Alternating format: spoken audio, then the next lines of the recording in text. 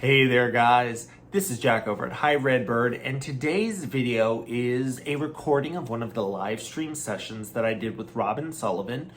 We do these sessions every single Friday live from the Leather Elves Facebook page at 7 p.m. Eastern. So if you want to make sure that you don't miss out on any of this fun content, you want to make sure you go over there like the Leather Elves. Today's topic is a discussion on enrichment. So we cover categorizing enrichment, how to break it down and understand how it falls into how your animal is going to use it so that you are best able to provide a rotating, varied enrichment program. So if that's something you guys are interested in learning a little bit more about, you want to make sure to stick around because that's going to be coming up right after this.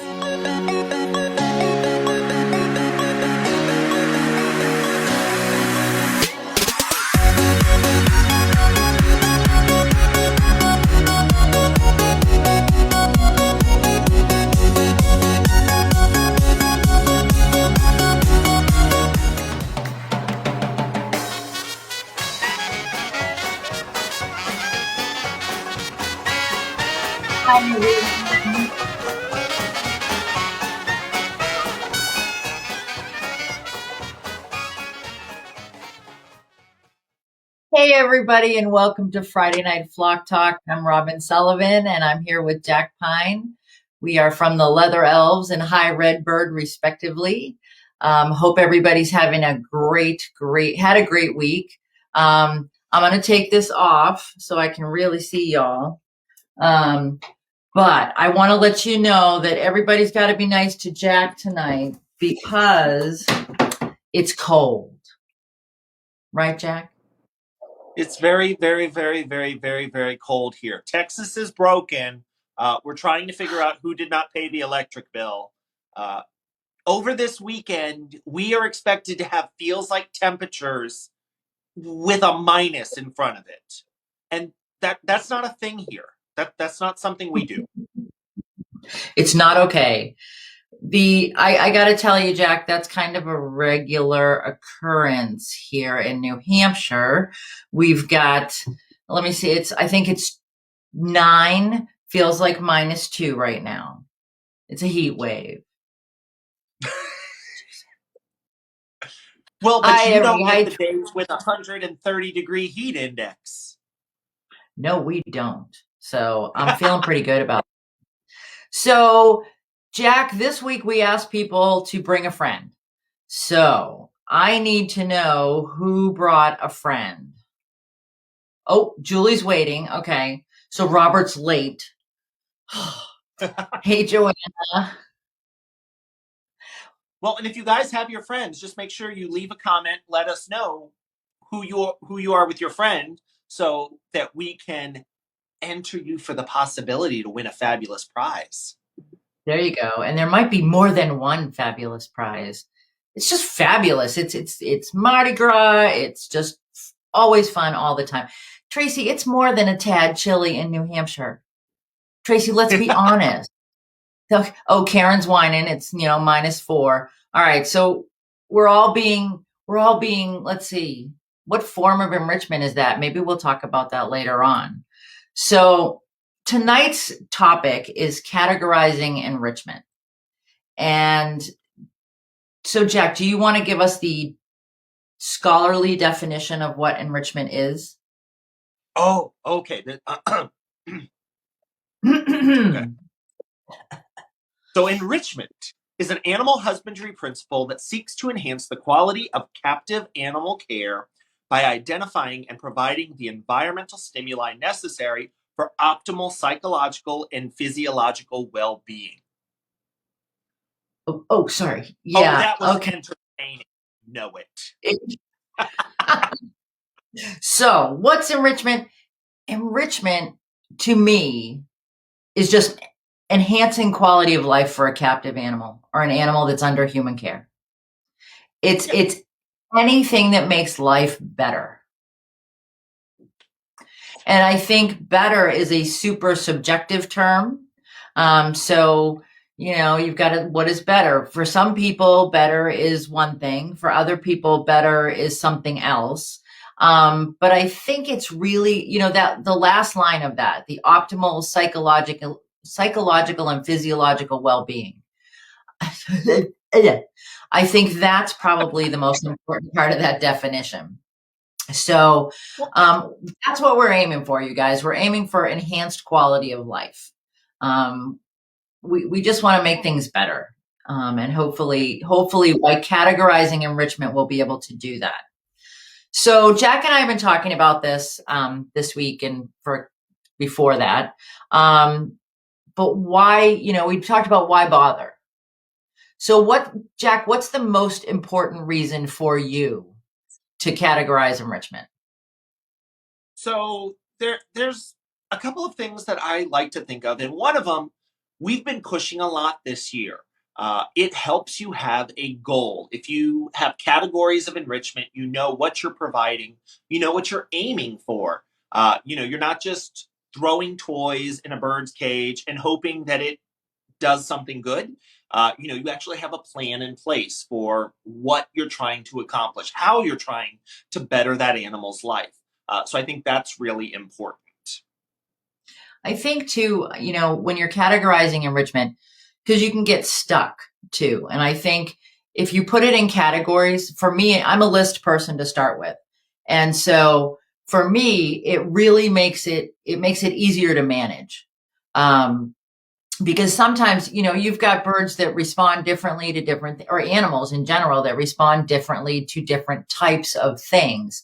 And if you categorize things, you don't get stuck, because I have done it. I think we've all been guilty of it. This is the best enrichment ever. And you give it over and over and over again. And then, after you give it a bunch of times, the bird kind of looks at you like, I'm all set. Have you had that happen, Jack? I mean, so you have that happen with animals. You have that happen with people, which I think is something that a lot of people can relate to. If you ask your significant other, "What are we going to do for dinner tonight?" and every single night they have the same suggestion. It's like, let's get Italian food. Let's get Italian food. Well, that first night, I really like Italian food. That second night, I'm like, oh, we just had Italian food, and 3 or 4 nights in, I'm like, I would like my pants to fit, and all of these carbs are starting to have an impact on me. So maybe something different. So I think we see the same thing with our animals. And I think for us, because our animals can't tell us how they are reacting to things, we have to assess their interactions with things. An animal can't tell you I'm bored with something. Um, they can with their body language. They can, kind of let you know, but they can't outright say, I'm done with something. Absolutely. And I think, you know, and you mentioned goal setting and what's your aim for this? Why do you want to, why do you want to do something? Why are you offering this enrichment? And I think if you've got categories, it helps you to reach those goals. Okay, I'm going to take, I used to refer to it as the Chinese menu approach, one from column A, one from column B. That way, again, you don't get into a rut. And, from a caregiver perspective, animal caregivers it can get boring for you guys as well. People who have companion birds, if you're always doing the same thing, you get to that point where you're like, oh yeah, I'm over it. I don't want to do that anymore. And sometimes I think, we don't give things as often as maybe we should because we're sick of it. And I think, if you set that goal, we've talked about setting goals for enrichment, you set that goal, and then, okay, so if I want to do this, I probably should use auditory, or I probably should use a different category. And I think in that way, it helps with the goal setting too. Yeah, and I think for a lot of people, it can just be uh, a little bit of a struggle to find new ways to encompass enrichment, new ways to provide things. So, shameless plug at this point, if anyone had not yet heard us talk about this, we will be having a BYOP, Bring Your Own Parts, Parrot Foraging Toy Workshop. It is happening tomorrow evening, so you still have time to sign up over at theleatherelves.net. And our goal is whatever toy parts you have at home, we're going to help you figure out how to use those in new and inventive ways. And I think, a lot of people who are listening right now, Jack, are signed up for the workshop, but get those friends. And I really think it's going to be fun. And it's about thinking and sharing new ways to do things. And maybe we can talk a little bit tomorrow night about, okay, we made this. Where does that fit in? Yes, it's a foraging toy, but where does it fit in when we're categorizing enrichment? So some people feel like, okay, this kind of enrichment's the best. That kind of enrichment's the best. What do you think? I mean, do you have a favorite, or do you think there's a certain kind of enrichment that's the best? So for me, there's a lot of different factors that are going to impact enrichment. On days where I just want to watch my animals interact with something, I'm going to have a different favorite item from the days where, okay, I have 5 minutes to get enrichment out to everything. So the fastest thing I can put together will be my favorite that day. But I think it's really important to, point out a couple of things. And the first one being that enrichment is incredibly subjective. So your approach to enrichment is going to depend on your individual animal, the species of that animal. But, like we've talked about with so many different things, if you have an umbrella cockatoo and your friend has an umbrella cockatoo, they may like completely different forms of enrichment. You may have one bird that absolutely loves something, if it's a shreddable toy, they go to destroy it every single time, and the other cockatoo won't even look at it. So I think it's important to recognize what is working for your bird.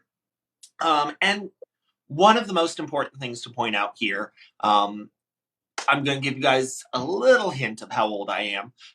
When I started doing this, not all birds got enrichment.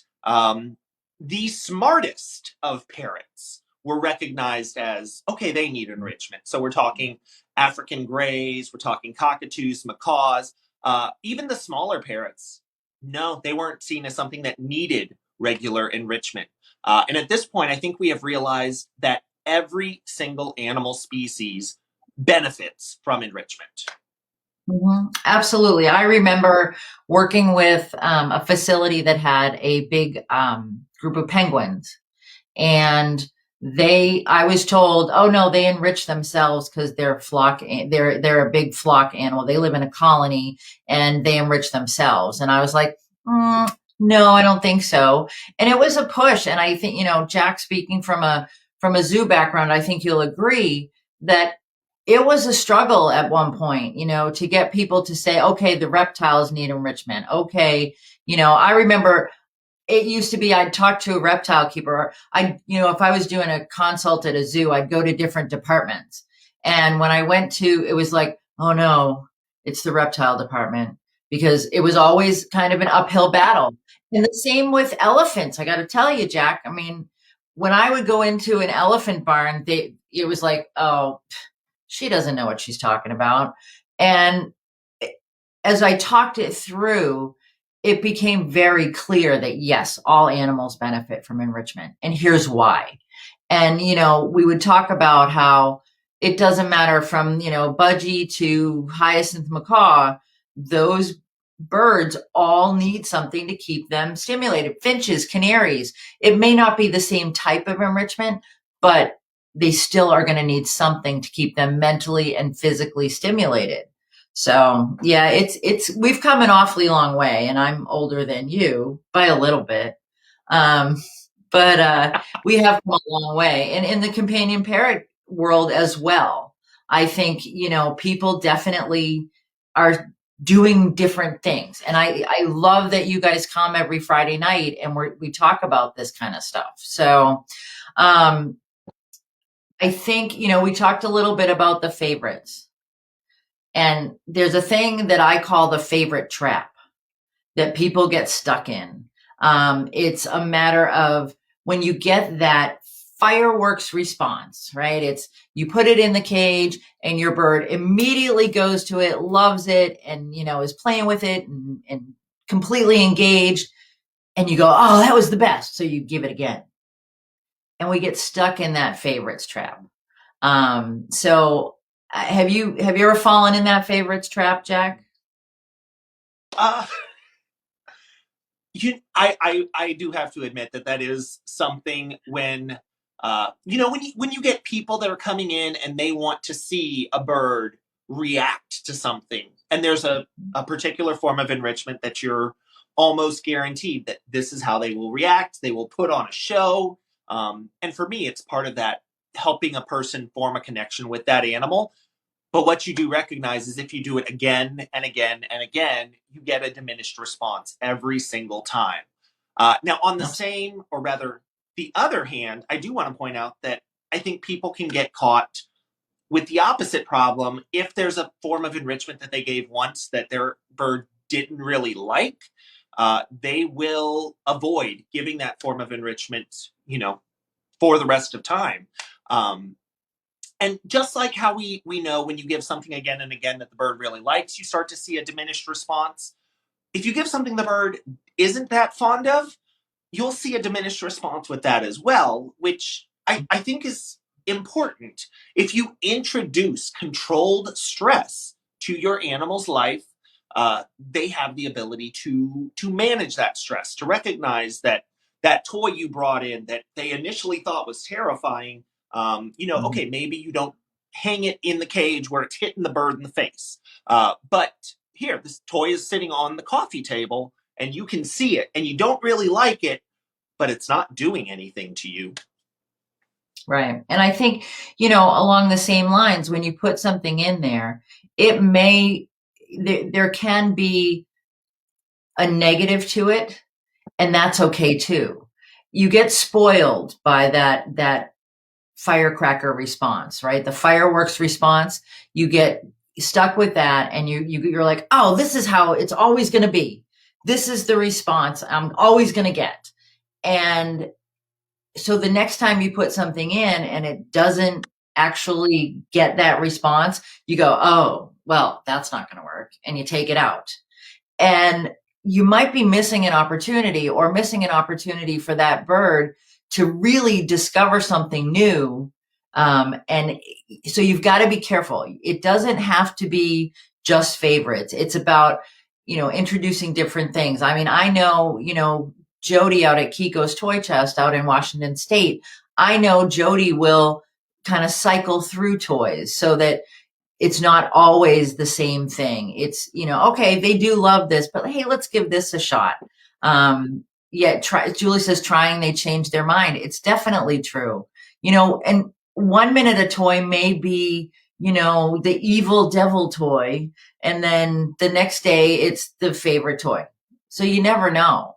Um, Yeah, I would say for anyone that has a bird, an animal in general, if you are expecting that every single time you provide something, they're going to get the same reaction, um, no, you're not. With our animals, you're going to get a meaningful, interactive experience with that animal every single day. But like, I can't tell you what response your animal is going to give you. They are like toddlers in that regard. And we've all heard the stories about the toddler that for breakfast loved pureed carrots and by dinner hates pureed carrots. I think your bird is a wonderful representation of that. It's so true. And I think too, we really have to think about, okay, so I gave that, I got that response. It was a favorite toy. And think, okay, so we try to stay away from anthropomorphizing. But at the same time, if you have, something that you love, love, love, love, love, and you do it over and over and over again, eventually it's going to be like, oh, I guess we have to do that again. I mean, Mark and I go through phases of like snacks at night, and it's like ice cream with a brownie. And then he'll look at me and go, I don't want ice cream with a brownie, which I never thought I would hear him say. But it's true. Robert says he puts new ideas for foraging into old things, such as a bag with something new into a box they've already proven interest in. That's awesome. That's like, so you're taking the things that, okay, you've got this, you've already, all right, it's not going to eat me. I'll go play with it. and you put something new inside it, maybe, which is, I mean, when you think about it, Robert, that's a great idea. Because when you think about it out in the wild, birds don't know what's around the corner. They don't know what's, on that one branch over until they actually get there. And so I think, that's super, A plus, Robert, for that idea. That's really good. Oh, silence. That was quiet. Oh, We've never been okay. quiet like that before. No, and I think it's really nice too that you're encompassing that novel item in with something the bird is used to. One thing I hear a lot, now, Robin, I don't know if you hear this. I've heard people say that their birds absolutely hate all new things. They don't want to play with any new toys. They don't want anything new because it's all scary. And realistically, if you have the absolute best enrichment schedule in the world, you have a constant rotation of new items for your animal to interact with, you're still not going to provide the degree of novelty that they would experience in the wild. No. And, and I think that goes to the whole, sometimes when we take our birds home and we get them in our house and we get super comfortable, and then we have these kind of China dolls, right? Well, don't want them to be scared. Don't want them to be nervous. Don't want, and I think we forget sometimes how resilient our birds are and how adaptive they are. And, it doesn't always have to be super positive. So I've talked to people about this before, and people think I'm really horrid. So, Jack will probably agree with them. But you've got to build coping skills in your companion parrots. If you've got birds that life is always just easy breezy, there's never any challenge, and then all of a sudden something major happens, something unexpected, and then life is not so easy breezy. Where do the coping skills come from? There are studies that show that stress helps build coping skills. And I think we forget sometimes that it's okay. Well, and okay, so I have a perfect example of that you guys have all met this bird, Grayson, the umbrella cockatoo. We've used him on here. We've had him showcase a few different behaviors. A couple of years ago, when Robin and I were teaching the Parrots 101 class at NPRPF, the National Parrot Rescue and Preservation Foundation's annual Parrot Festival, I brought out Grayson to do a few behaviors because Grayson regularly puts on shows for groups of 200 to 300 kids. He is pretty much bulletproof when it comes to audiences. We learned he is not bulletproof when it comes to technical equipment because the projector was terrifying to him. And we know the projector was terrifying to him because he flew off my arm and almost crashed into a wall. Well, this last week, again, we're still distancing. We're still not having in-person gatherings. I was able to use Grayson for a virtual field trip. I've used Grayson for several of the things that we have recorded with a tripod and a ring light and a lot of the electrical equipment that he isn't used to. And because he kept getting exposed to it, he has grown increasingly comfortable with it. Yeah. And it's a matter of, okay, we're going to, that's something I've got to work with. We're going to, okay, a little bit of practice, a little bit of exposure, if you will. And it makes things, they're okay. Tracy says she took her Quaker to one of her classes on Zoom, that he was scared of the mic at first, but then he was having a blast watching everybody on screen. I mean, we've all had to adapt, and I think our birds have had to adapt. And maybe, we think that, oh, it's so great, I get to be home all the time. You're something new, whether yes, you spend every night with your bird or every afternoon, whatever that may be. Life has changed significantly where people are spending much more time with their animals. And that may not always be exactly what the bird wants, and you've got to kind of judge it. You've got to play it by ear. How does it go?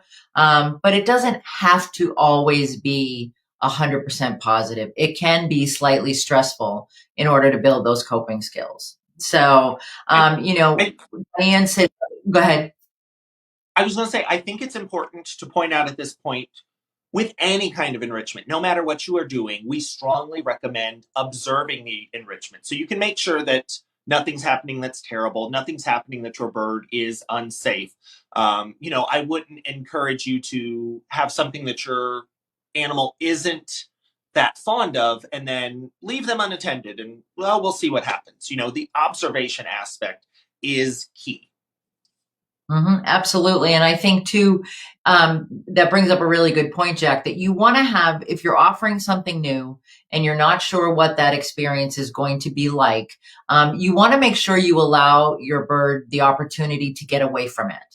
That it's never blocking a food bowl. It's not blocking the doorway if they can go in and out at will. It's not blocking their way back into the cage if it's something like that.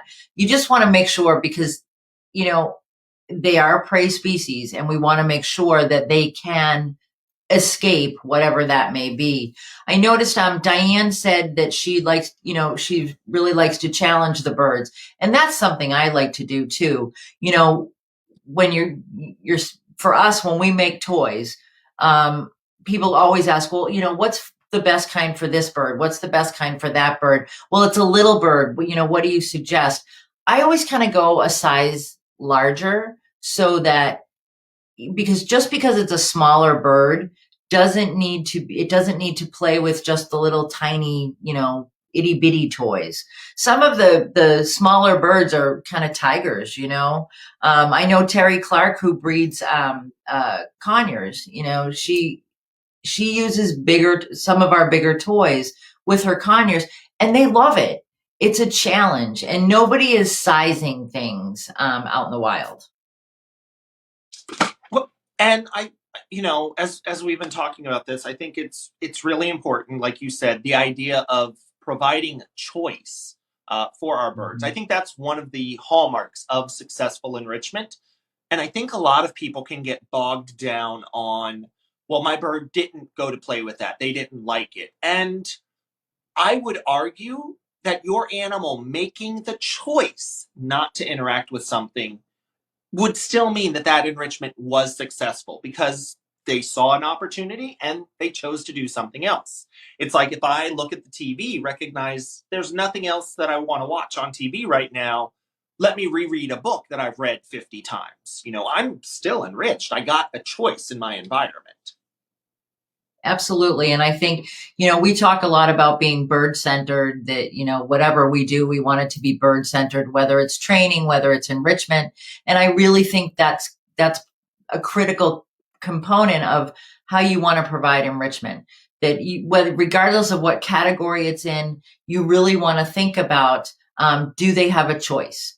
And, if you put something in and the bird doesn't appear to be interacting with it, if you really watch closely and you observe, I guarantee you that bird's got an eye on that new thing that's in the cage, or that new thing that's in the environment, because once again, they're a prey species and they've got to be aware of what's going on around them. I know Shelley made a comment a few minutes back about that she likes to kind of have things changing in her environment, because it helps them with moving in with their new family. So Shelley's got, a rescue, and she's got to have birds that are used to adapting and used to changing things. And I think if things are super comfortable all the time, she says she changes things first thing in the morning so they can get comfortable with it before it gets dark. That's great. I mean, you don't want you're not going to get in there and stick some big scary thing in the cage after you put them to bed. That's not fair. The other thing, one of the things we talk about is, I've had this conversation with people numerous times, that putting things in the cage while the bird's not there is like somebody coming in and rearranging your furniture while you're at work, which, quite honestly, that would be okay if somebody came and brought me. If any of you would like to bring new furniture, I will give you guys the address, and I can go out to the workshop, and I won't be here if you'd like to do that. But for our birds, you change everything up while they're gone. Probably not the best option. I would say, Robin, if you may be okay with people coming in and changing your furniture, I will let everyone know right now, I would not be okay with that. I would probably come home and say, "Oh, this is different," and I may not be upset about it. But then first thing the next morning, when I haven't fully had a cup of coffee, and everything is in a different place, I am not going to be happy about that. Um, so I think it does play again to the individual aspect of providing enrichment, but Mhm. what we're trying to provide is general tips for success. Absolutely. So, yeah, Julie says she puts new items nearby initially. So she gets them, so that they get used to it being in the environment. It's not just something that bam appeared in their cage. So there's a lot of different answers to the question, what's the best type of enrichment and, what works best. And I think, again, we'll use that phrase again, Jack, it's a study of one. And we really need to kind of stick to that when we're talking about what we want to do and how we want to enrich our birds' lives.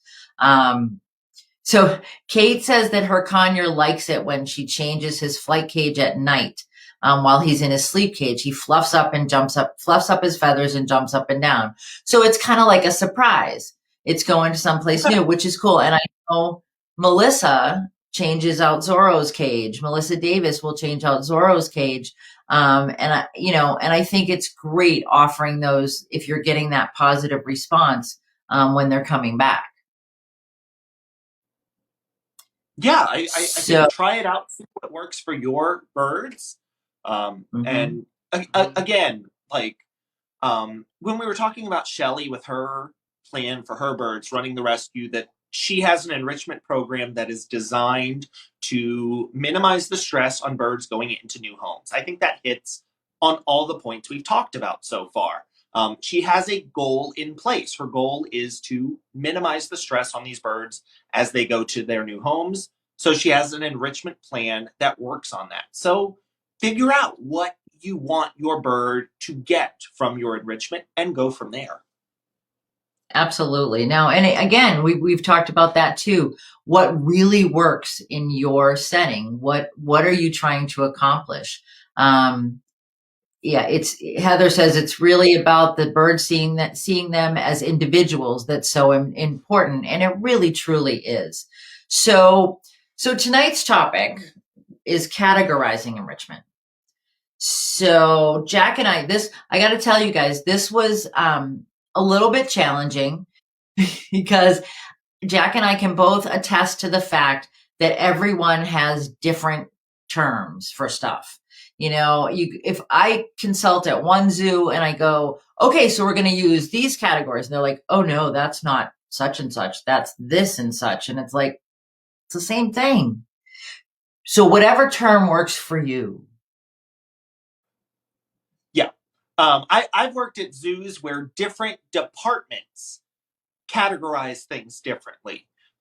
So yeah, we talked about this earlier when we went over the very, very, very dry definition of enrichment. And I think it's important to look at that, but then recognize that it's it's not that important to get caught up in the exact definitions. It's not that important to get caught up in where someone else is categorizing their enrichment if you can come up with a system that works for you. Absolutely. And so so Jack and I went around and around and around as to what we called things. And then we came up with a list. So this is the Robin and Jack list. Doesn't have to be the Shelley list or the Melissa list or the Kate list or the Diane list. Whatever you guys want to call it, it's up to you. We just wanted to demonstrate how we would categorize things, and you create what works in your house.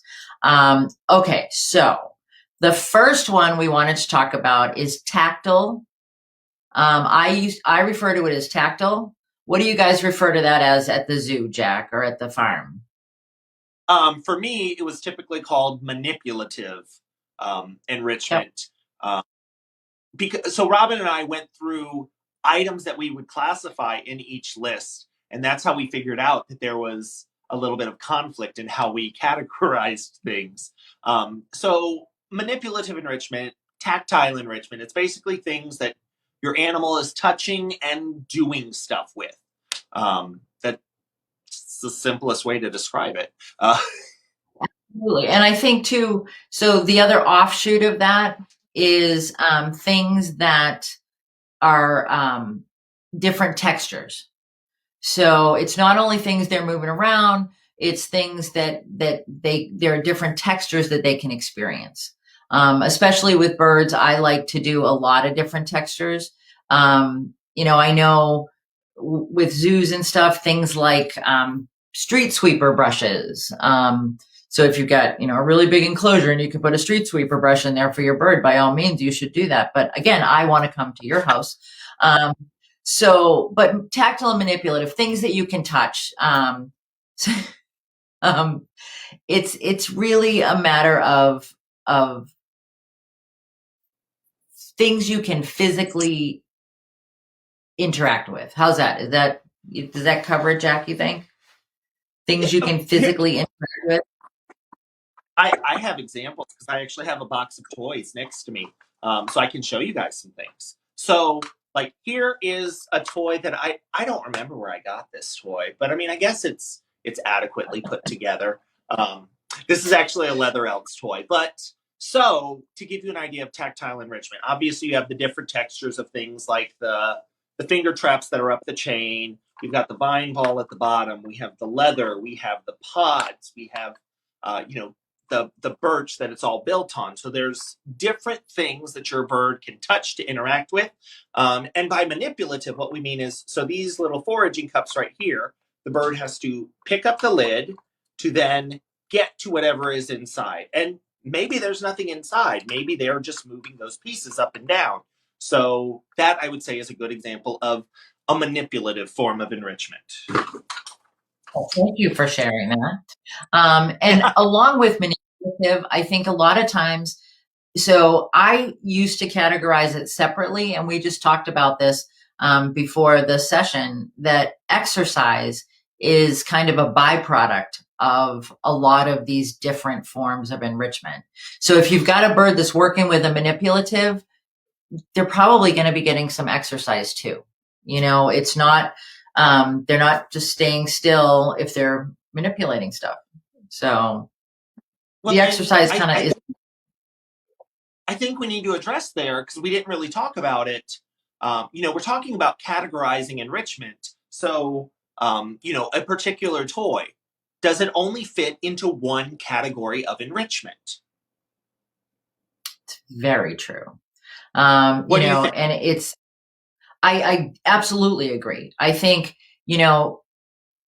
as long as you don't use it as a loophole and keep offering the same thing because it's in a different category. Because I've worked with people like that before that, well, no, it fits in this category, so I can give it again. So yeah, no cheating with the categorizing. Okay. But yeah, I mean, it's like, well, let's go through the categories and then we'll bring up that one that we talked about before. So Okay. The next category we wanted to talk about was olfactory. So olfactory is scent, any kind of sense. And I think, we've talked about this before. I used to be told, nope, there's no such thing with parrots. And it's absolutely not true. So Jack, what kind of olfactory enrichment do you guys do at the farm? So one of my favorite things to use is I can take serrano peppers, so like a really, really hot pepper, and rub them on a certain part of a perch. And the birds will be interested in it. And it's almost like they're trying to find the pepper. And with it being birds, I can't promise that the juice from the pepper isn't showing up on the perch a different way. I can't promise that they are, that the smell was the first thing that caught their mind. Because I agree with you. I think for the longest time, we were all told you don't have to do olfactory enrichment for parrots. For the longest time, we were also told that you don't have to do enrichment for all animals. So I think as we're growing and developing, we're realizing that we can better our animals' lives in so many different ways. But hot peppers are one of my favorite things for parrots. The only thing I will tell you guys is when you do them, make sure that you do them in places that you know you did them. Otherwise, you will enrich yourself far more than you will enrich the bird. Yes. Yeah, you gotta be careful with that. Yeah, olfactory, you don't want to overpower yourself when you're offering olfactory enrichment. And I think olfactory is you years ago when I was creating the DVD that I did, Paula Nowak, who is a dear friend of ours from NPRPF, Paula was in the audience and we were talking about olfactory enrichment. And if any of you guys have seen that video, she's the woman that says, Amazon smell, if you could bottle that, you'd make millions. And she's right. They have a scent. And you can just picture Paula saying that, can't you? But you definitely, there is that scent, and maybe it's limited, and parrots have smaller olfactory receptors, but it's in your toolbox. It's something that you can do. So I think olfactory is great. You can lead birds around a cage with a scent trail. We've been doing it for years with reptiles, but it's something cool that we can do with birds. So another form of enrichment is visual. I think this is a big one because I feel like our birds are so visually incredible. I mean, look at them. Look at those colors. Look at, what they are. But we've got to figure out ways to offer them things that are visually stimulating. And in addition to offering things that are visually stimulating, sometimes you can offer enrichment by taking away some of that visual stimulation. Does that make sense? Like I know a lot of times working with birds of prey, we wanted to offer them a blind so that they could have that kind of solitary time. And I think, I think Shelley's still out there, and Shelley, I'm thinking that with such a big group of birds, do you sometimes give them that like blind time when it's quiet, and they don't have to interact like that? What kind of visual stuff do you do at the farm, Jack? So obviously there's providing things that your animals can see. So you may give them things that they can see, but they can't interact with. Part of that is in exhibit design. So I have a 50-plus-year-old umbrella cockatoo female, and her favorite thing to do, one wall of her enclosure looks out on my walk-through aviary. She loves to watch the green cheek conures and the Quaker parrots flying around. She doesn't want to interact with them, but she just likes watching them. So that's something you can do just from the beginning, just planning out where your animal is going to live. That's one of the reasons why people are typically encouraged to have birds somewhere that, if not the most trafficked place in your house, is at least somewhere that you frequent, because then your bird gets to see what's going on with the general life in your house. Absolutely. And, so Heather asked, do you cover when they sleep so they have reduced stimulation? I think that's part of it. And it gives them that quiet, they know that, okay, this is, if they were out in the wild, it would be, okay, it got dark. Everybody went to one tree to roost, or, one area to roost. And that's kind of what that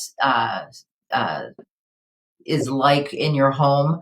The other thing is too, if a lot of people don't shut down their house when their birds go to sleep, so it just gives them a little bit of quiet and that kind of downtime. So different people handle that differently. I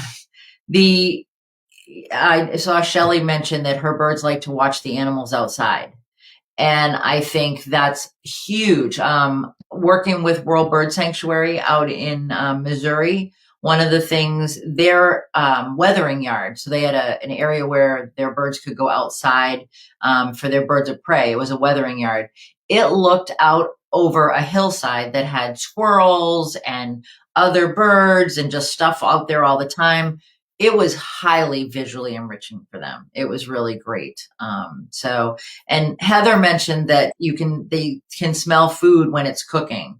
And I've heard that so many times. I mean, I had one woman tell me that her bird, like the second she turned on curry, the bird was like, excuse me, need some of that over here. So yeah, they are definitely, olfactory aware. So olfactory, visual, tactile. Um, the next one is auditory. So what do you think, Jack? So there are so many different ways that you can provide auditory enrichment for your bird. Uh, if you talk to your bird, you are providing auditory enrichment. I know a lot of people that start off their day by they're going to go up and they're going to sing to their bird, and the bird grows to like that interaction, likes hearing the song. That's never been the case with any of my birds, but it's probably because I can't sing. But I've known people who have got radios and had them on in the background just so their birds can hear something. And I mean, that's one of the ways that a lot of people will teach their birds to talk. They'll get a CD or a tape that plays the same or similar phrases so that the bird then starts interacting with that. They'll pick up what the phrase is and they'll start offering it back. So there's a lot of different ways that you can provide auditory enrichment. There definitely are. And, Pat brings up music tapes, and Terry says they watch cartoons. I mean, that's visual and auditory. And I think there's so much available online now. You can get just about any sound. You can play, any kind of call. There are all kinds of YouTube video. YouTube. Is there anything on YouTube they should be watching, Jack? High Red on YouTube is a great way to enrich yourselves, and you can learn ways to enrich your birds. But there are all different ways, whether it's creating sounds yourself, whether it's you can tape them and play them back. You can, do it online. There's all different kinds of auditory enrichment that happens.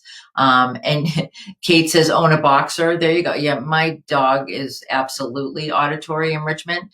And that's one of those times where it might be a little stressful. It might not be, something that they want to hear all the time. Or you can go to Shelley's, to the Cockatoo Ranch, and they have dance parties. I want to go there. And Tracy's M2 loves Beyonce. So I have to tell you guys the one rule of thumb. I don't know if you're all aware of this. It's really important. Country music is not good for birds. You do know that, right? What makes you Jack, stop laughing. They were buying it for a second. It's my mission to not have country music anymore. Anyway, okay, so I'll admit. Oh.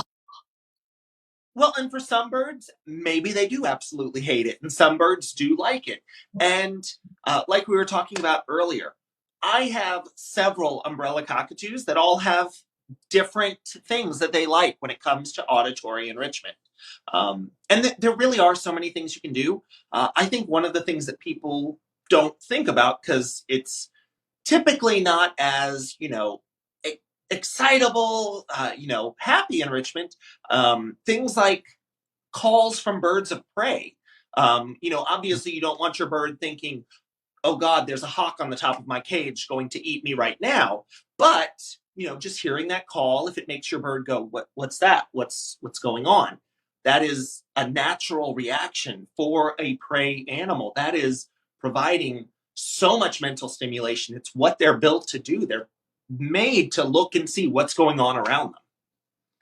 Absolutely. And I think, there's a device called an identifier. And you can do it with your phone too, but you just press the button and it plays birds of prey songs. Not songs, but calls. It also has frogs. It has, all different songbirds, things like that. And it's it's neat to give them that little taste of nature, just with auditory enrichment. So I think for me, auditory is probably one of the easiest forms of enrichment to provide. You've got it on the TV, you've got it on your computer, you can just, flip a switch on your phone and you've got some YouTube channel that's on there. So it really, to me, that's the easiest one. You can provide auditory enrichment while you're cleaning cages. It's as simple as pressing a button. Well, and I mean, then there's also things like bells and chimes that you can provide your bird, which they make noise, but it's something your bird has to do. They have to touch to shake it. So, Robin, would you categorize a bell or a chime as auditory enrichment or manipulative enrichment? Or Oh, both? it sounds like it might fall in both categories. Ha ha. So I could use that twice if I was just going by category. No, we discussed this. Okay, so it does fall in more than one. And then Well, how about this one? Go ahead. I think the important part is for people to, when they're providing enrichment, to try to think about providing multiple types of enrichment. Get the most bang for your buck. Get something that hits multiple levels. So if you have categories, you have more things that you can check off. See, that's like my challenge to myself is to find a way to include all the categories in one opportunity. And I love Lori's suggestion, bird maracas. Teach your bird, hey Siri. That's a great idea, Robert. There you go. And give it a That credit card sounds too. that sounds like the worst possible enrichment for me. Uh, For your wallet, maybe. There you go. Your wallet will be unenriched. There we go. But I think so. I'm going to add another category here, socialization. So when somebody who can sing, not Jack, sings with their bird, is that auditory or is it social? or can it be both? I think it can be both. There you go. But I do love Laurie's bird maracas. So if you could get together a bird mariachi band, and then it would be social for your flock. They would be tactile, and it would be auditory.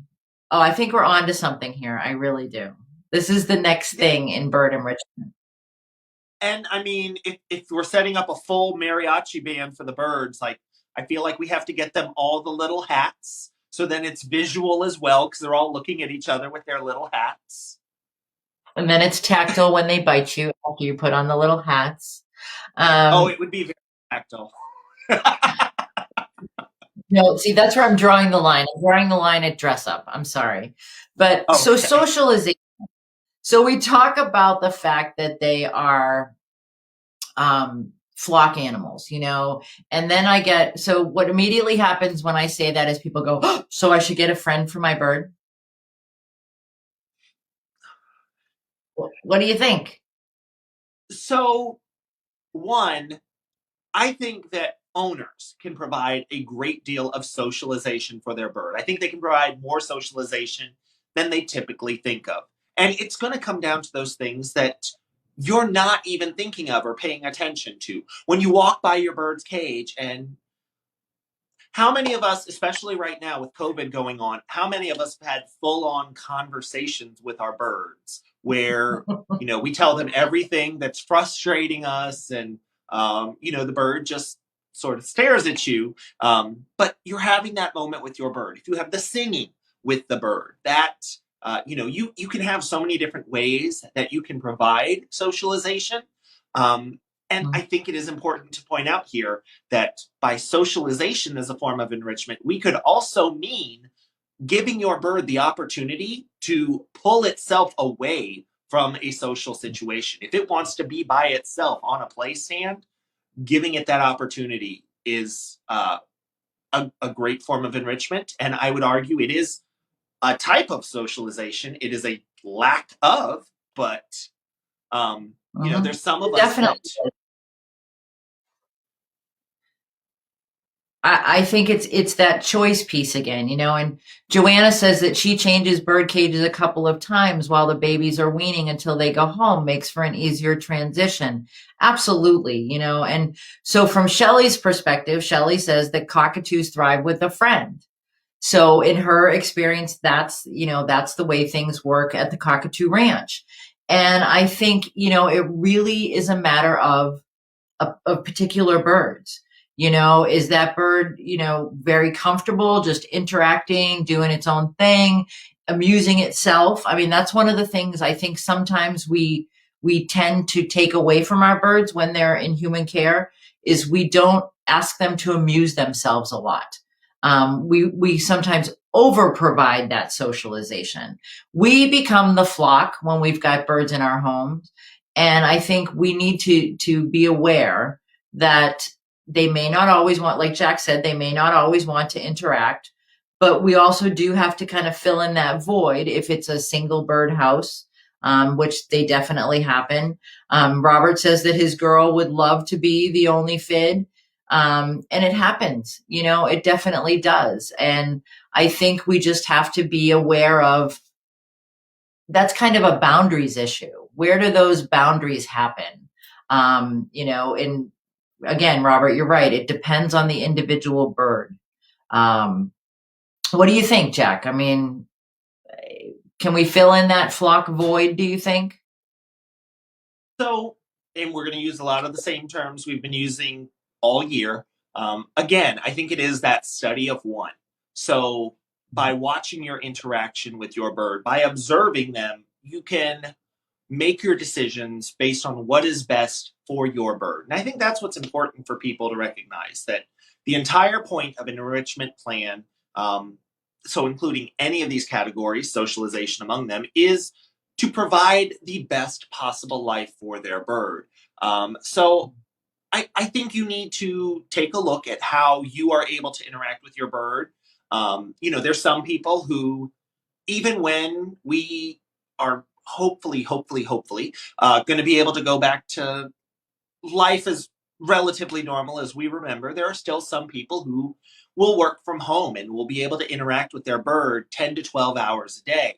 And that's going to be a very different level of socialization from people who are going back into the office and only have half an hour in the morning and only have a few hours in the evening.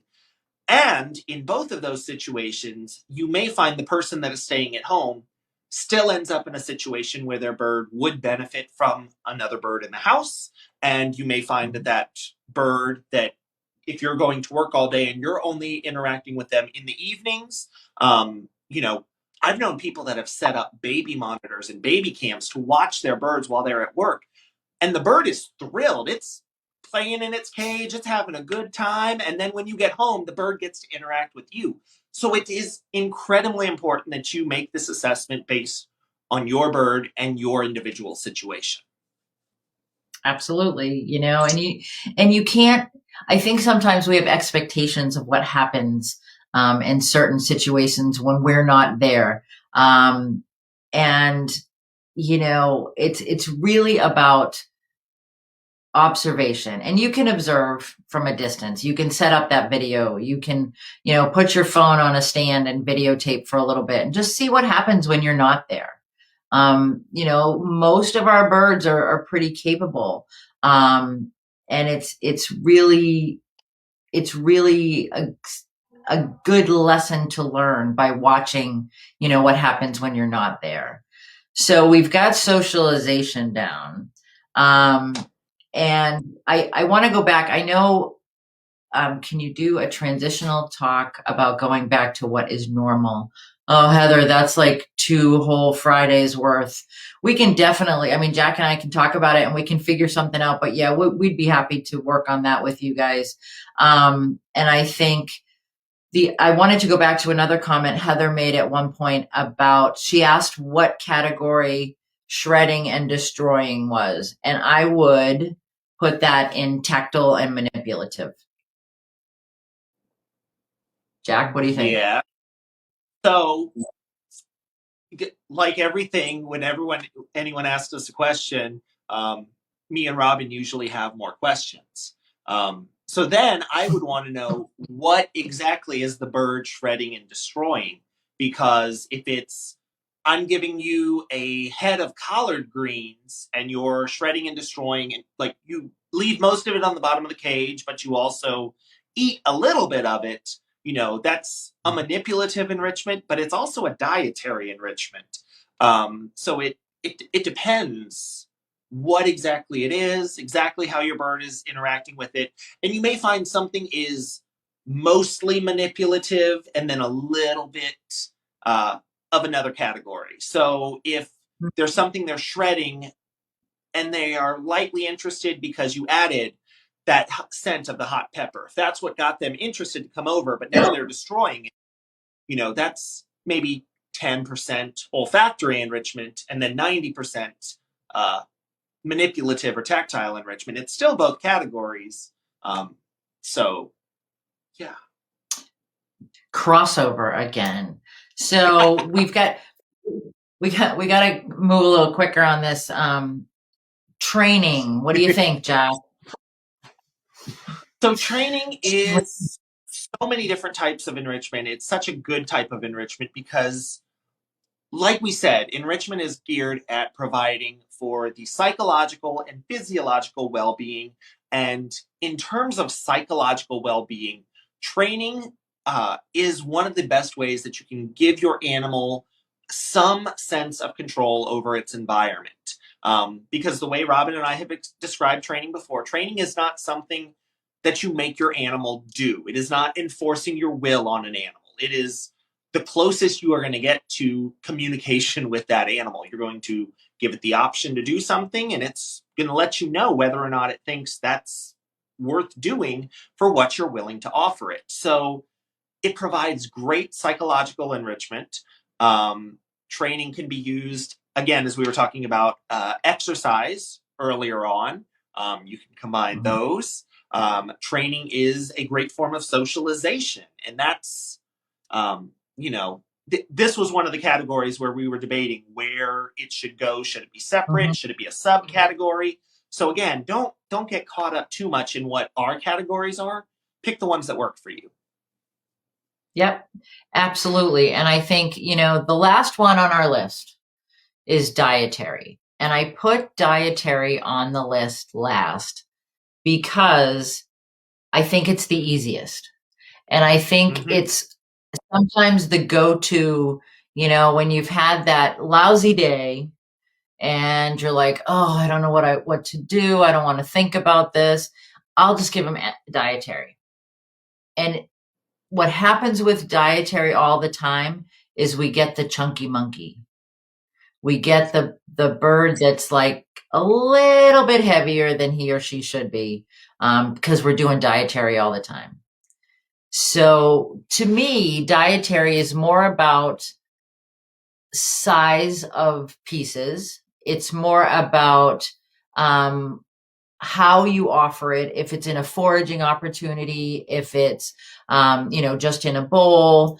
And I think it plays into so many different things, but dietary alone is not should not be the go-to. What do you think, Jack? Right. And okay, so dietary, I agree, should be last because it is the go-to for so many people. That being said, you can use that to your advantage when you need to. If there are times where my schedule isn't going to allow me to put together incredible toys, hang these toys in that bird's cage, I'm going to go ahead and provide, everyone's going to get 2 to 3 pieces of air popped popcorn today. Like that can be part of your schedule. It's a category. It definitely should be included in your schedule, but you just don't want to have it be the thing that you're doing every single time. And as we've talked so many times now about things that cross over categories, here. So again, we'll show this toy because so if you were just to give the bird a piece of food, they're not really working for it. If you were to give the bird some, okay, I broke the chain. What did I do? I let the finger trap slide off. I got it. So It's enriching me too. If you were to put the food in like one of these, where it's a little more open, the bird can see it, but they have to work for it. There's a little more exercise. And then we have these pods on the top where they're a lot tighter. So there's a lot more manipulation that has to go into that. They're still getting a piece of food when they get into it. So it's dietary enrichment, but it's manipulative enrichment too. Right. And Robert brings up a really good point that dietary can actually coincide with all the categories that we've discussed. And it's so true. You can, and so, all right. So life isn't always super exciting here in COVID world. Let's be honest, right? There are those days when you go, oh, I have a day off. So you've got to find something to do. So maybe a challenge for yourself is to see if you can take dietary and fit it in with all the others. How do I make these things work and be different and meet all the different criteria for the different categories? So it's, there's a lot of different ways to approach that. The one item that Jack and I discussed that we were like, it does go with everything is browse. Mm-hmm. Browse goes with everything. And I think, you can take something that may have been a dietary item and turn it into so much more if you offer it in its rawest form, in its roughest form, like a tree branch with leaves on it. So what kind of stuff do you do with browse, Jack? Well, and for anyone who is not familiar with the term, browse is just cuttings of edible plants that you provide your animals. So it's not an overly complicated thing, but let's see. For tactile or manipulative enrichment, bamboo is one of the favorites for my birds. They like to go through and they'll strip all the little leaves off. I can also take food pieces, so maybe small bits of apple, bits of banana, and then slide them on the bamboo as a skewer. So there's two different ways to provide manipulative enrichment with bamboo. If you want to provide olfactory enrichment, ginger is one of my favorites. If you give ginger to the birds, you will know from very, very far away because your birds will smell amazing as long as you like the smell of ginger. You can take things like palm fronds, which aren't necessarily something that a bird is going to want to eat, but you can use them to provide visual barriers. So you can use that to, control what your bird is seeing.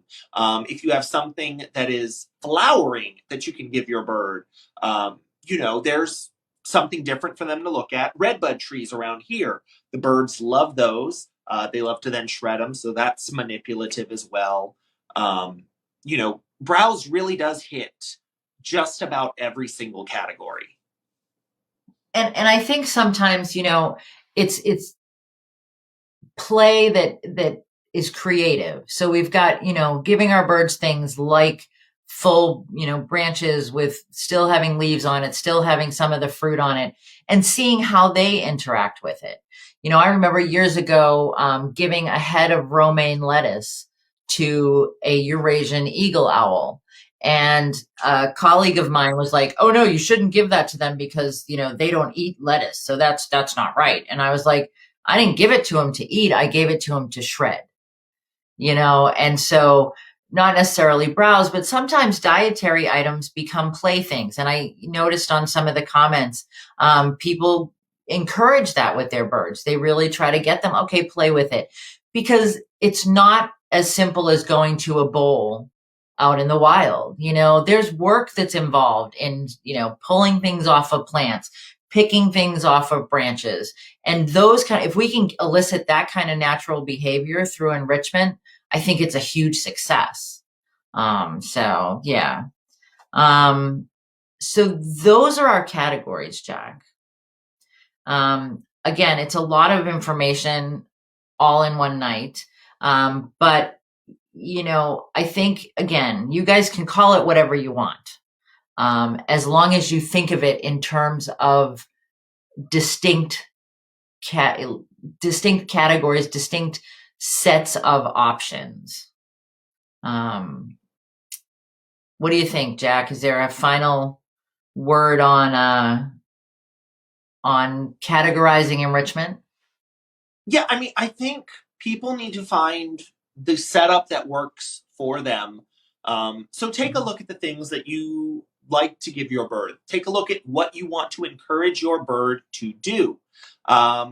You can provide things that hit so many different categories all at the same time. I think that's one of the reasons why foraging toys are so popular for birds, because foraging toys, by their nature, hit multiple categories all at once.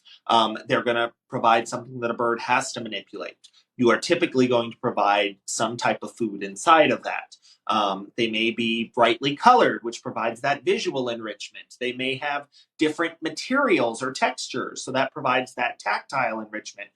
Multiple things, 4, 5, 6 categories, all in one item.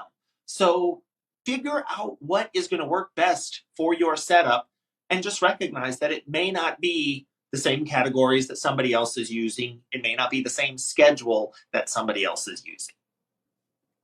Absolutely. And I've noticed in the comments, there are so many great ideas. So if you're watching, scroll through the comments and you guys, this is what is so exciting to me, is that you guys who listen on a regular basis, and we've got some new people on tonight too, you're creating this community and you're creating a resource in and amongst yourselves. And I have to tell you, that's kind of the direction that Jack and I really want this to go. And so by bringing your friends and encouraging you guys to make comments, I really love all the different ideas. And so scroll through the comments, see if there's some things that maybe you haven't tried before. And it's all about being open, to offering different options, things like that. So I want to thank you all for what you've had to say tonight. And we have beads. Throw me some beads, Jack. Oh no, wait. Sorry. Wait. I was having a flashback. What? Here we go. I know. Okay, I'm ready. I lost mine. So we need to, that could be negative or positive. What, Joanna, are you talking about the throwing the beads? I'm not sure where she's going with that. But we'll talk to Joanna later. So we had some people bring friends tonight. And so I think we need to find out who our winners are of the Bring a Friend. Yes. So we did ask people to let us know earlier in the evening if they brought a friend and who their friend was. And then Nick, the man behind the curtain, basically set that all up to do a drawing of one of those people. So now we're going to see if that person and their friend is still here, so that they can potentially win a fabulous prize. And we haven't told them what the prize is yet, have we? We haven't. I got to tell you, so Jack and I wanted you guys to bring friends because we need more friends. We're just saying. So the prize this evening, if you haven't already signed up for our workshop tomorrow, it's 2 tickets, 2 passes to the workshop. So, Nick, do we have winners? We have a winner. The name I pulled was Kate Hudnell, and she did bring her friend. Hey, Kate. Okay, so Kate, who's your friend? Yeah, if your friend is still here, let us know. And so you guys are getting tickets to the Bring Your Own Parts Foraging Toy Workshop, which, if you didn't win, you can also still sign up for it over at theleatherelves.net. All right. So Kate, you and Gwen are the winners. So if you want to you can message us afterwards with your information, and tomorrow morning I'll be sending out the Zoom links so that you guys can be on that call tomorrow. There's still time to sign up. we will be sending out the Zoom invites tomorrow, and I know a lot of you have signed up already. I'm kind of excited about it, and I've got like big piles of stuff all over the office that I'm like, okay, we can use that, and it doesn't have to be, well, I went and bought bird toy parts, because that's not the point. The point is really with the stuff that you've got, how can we recycle? How can we, Julie's giving away a car. No. Oh, I thought Wait, Julie was what? donating a car. It said on the Oh, comments, everyone wins a car. I was kind of excited. Cause, but it's gotta be 4-wheel drive, Julie, cause we get snow every day here in New Hampshire. And, I brought Tracy, so you can just deliver them both to New Hampshire. No, it's not working, is it? All right. Well, thank you so much, guys. Jack, any final words for tonight? so we keep telling you guys this, and we're going to keep telling you guys this. First of all, thank you guys so much for being a part of these sessions. You really do provide one of the best forms of enrichment and reinforcement for us. Me and Robin really enjoy it. Now, we do want to ask you guys, if you have not already, you want to make sure that you like the Leather Elves page on Facebook. That's going to give you the opportunity to interact with us in our discussions. If you have any like-minded friends that you think would enjoy these sessions, please feel free to share that with them as well, because we want everyone to be a part of this discussion. Having this discussion open to so many people means that we're all going to get so much more from it. Now, if you ever can't make it to a session, if you are working late or something else comes up, all of the videos will also be posted on the Hi Redbird YouTube channel, so you guys can check those out anytime you want. There's actually a playlist with all of them, so if you're going on a road trip, you can go ahead, open up the playlist, and you could just listen to 5, 6, 7 hours of me and Robin, and that would be wonderful. But Yeah, that's a lot. That's an awful lot. I, But I it, notice too, I find as I go through Facebook now and I'm looking, part of different groups, and I will find questions that we have absolutely answered or you guys have answered through discussion. And I think, we can just share that information. And if you have seen something or we've discussed something on here and you've commented and you'd like to get that point across, share that on those discussions on Facebook, on Facebook groups, because sometimes the answers are super simple, but if you have to get into it on a thread, sometimes it gets not so friendly. Just saying. So, all right, guys. I want to reiterate what Jack said about we really do enjoy spending our Friday nights with you guys. If everybody goes back to normal and you're not here on Friday nights, it might be sad. Jack and I'll just talk back and forth. But we do love your input, and we want to thank you. And everybody have a wonderful week. Those of you that are coming tomorrow, we'll see you tomorrow night. What? well, Yes. and then what are we doing next week so they know what to expect? Oh, next week's going to be big. Next week, we are assessing enrichment and how to implement an enrichment plan. And we have a special guest. We have a colleague from a smallish zoo.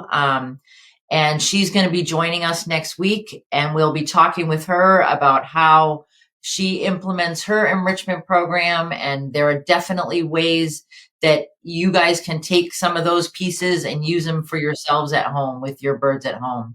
So, all right, guys, everybody take care. And we will see you next week at 7 p.m. Eastern for assessing enrichment. Are we going to hear from the Potato Head Jazz Band again? Oh, I think. There we go. Bye, guys. Have a good week.